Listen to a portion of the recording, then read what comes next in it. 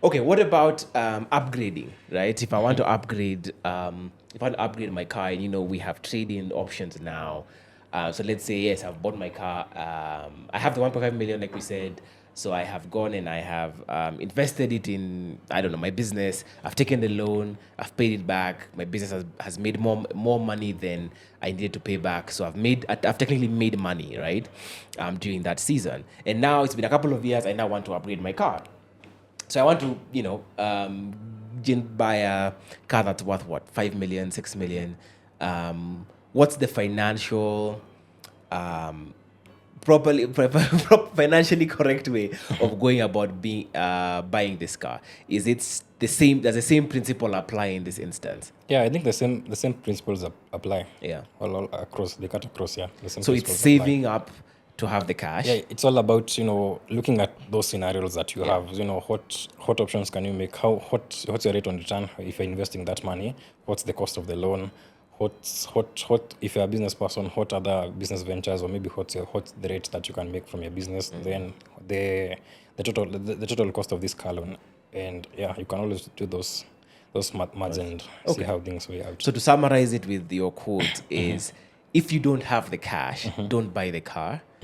But if you have the cash, consider taking a loan. Okay, there are a few rules of thumb that you can use whenever you're talking about car loans. Yeah.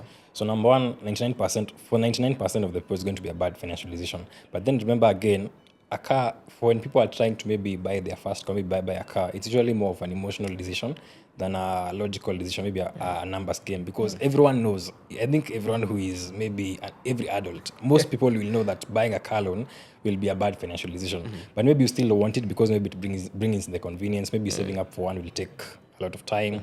Maybe it will give you some status that you're looking for and all that. So the second rule of thumb, if you must take a car loan and you are knowing it's a bad financial decision, so your budget must accommodate the other expenses. So number one, you have the monthly repayments, you have the fueling, the servicing, all that. So if your budget can accommodate that, then maybe you can afford a car loan, because there's you having the option of the car loan and you affording the car loan. Yes. So to afford the car loan, your budget must be accommodative of all those expenses.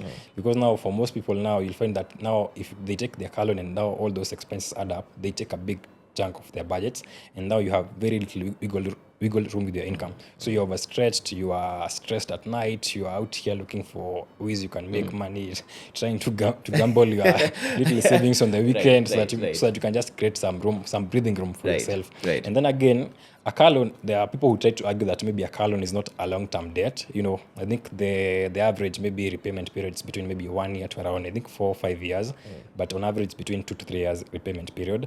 So compare that with a mortgage, which is a long-term, 20, 30 year debt.